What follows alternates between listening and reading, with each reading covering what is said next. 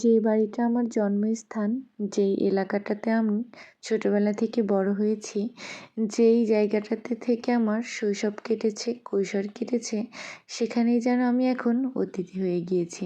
So hello everyone, কী অবস্থা সবার, কেমন আছেন? মেয়েদের জীবনটা যেন সবসময় পরিবর্তন হতে থাকে, আর তাই তো যখন এখন বাবার বাড়িতে এসেছি বেড়ানোর জন্য, আমি যেন একটা অতিথির মতোই হয়ে গিয়েছি। নিজের এলাকা, নিজের জেলা, নিজের উপজেলা, নিজের গ্রাম সবসময় আমার কাছে সবার থেকে প্রিয়, কারণ আমি এই বালিয়াকান্দিটাকে অনেক বেশি ভালোবেসে থাকি।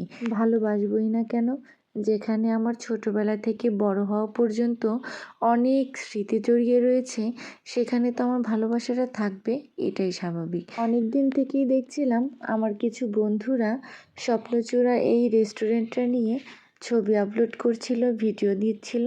তো আমি ভেবেছিলাম যখন আমি বাড়িতে আসব তখন কিন্তু আমি এখানে অবশ্যই যাব। দিন হয়েছে বাড়িতে এসেছি, তো এখন আমার যাওয়ার সময়টাও হয়ে গিয়েছে, তাই ভাবলাম আজকে ছোটো বোনটাকে নিয়ে আমরা দুজনে মিলে একটু ঘুরে আসি। বালিয়াকান্দির মধ্যে এরকম একটা রেস্টুরেন্ট রয়েছে, আমি সেটা জানতামই না।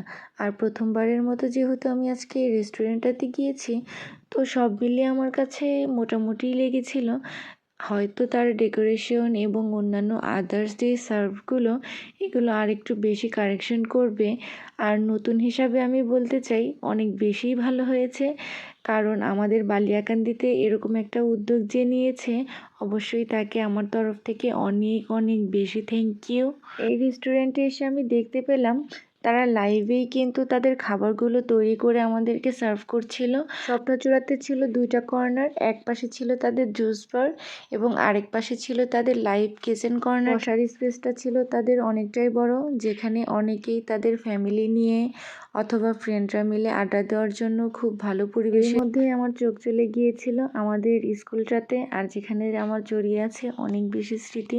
যাই হোক, অনেক কথাই বললাম। এখন এখানে বানানো হচ্ছে লাইভেই জুস, কফি, যে যেটা অর্ডার করছে তাদের জন্য তারা তৈরি করে দিচ্ছে আপনাদের চোখের সামনেই। পাশেই রেখেছিল একটা দোলনা, আর তার পাশের ব্যানারেই ছিল স্বপ্নচূড়া লেখা ব্যানারটা। আর এখানে বসে অনেকেই পিকচার তুলছিল এবং খুব ভালো সময় কাটানোর জন্য একটা ভালো স্পেস। বালিয়াকান্দির মধ্যে এমন একটা জায়গায় এভারেজে মিলিয়ে যদি আমি বলতে চাই, তাহলে বালিয়াকান্দির মধ্যে এরকম একটা রেস্টুরেন্ট সত্যি আমাদের জন্য অনেক বেশি ভালো হয়েছে, কারণ আমরা অনেকেই হয়তো খুঁজতে থাকি কোথায় একটু ভালো পরিবেশের এবং ভালো মানের খাবার পাওয়া যাবে, ভালো সময় কাটানো যাবে। এখন তো শুধু ভালো কথাই বলছিলাম, এখন একটু তাদের খারাপ কথাগুলো বলা যায়। অর্ডার করার পরে তো প্রায় আধা ঘন্টা ধরেই বসে থাকতে হয় খাবারগুলো পাওয়ার জন্য। সার্ভ করা ভাইদের তো ডেকে ডেকেও পাওয়া যাচ্ছিল না। যাই হোক, সব মিলিয়ে আমার কাছে তো স্বপ্নচূড়া রেস্টুরেন্টটি খুবই ভালো লেগেছে। বালিয়াকান্দিতে অনেকেই যারা এরকম একটা রেস্টুরেন্টের খবর জানেন না, তারা কিন্তু খুব সহজে এখানে যেতে পারেন। আশা করি রেস্টুরেন্টটি সকলের ভালো লাগবে। আজকের মতো ভিডিওটি আমি এখানেই শেষ করছি। যে যেখান থেকে দেখছেন সকলে সুস্থ থাকবেন, ভালো থাকবেন। আল্লাহ হাফিজ, আসসালামু আলাইকুম।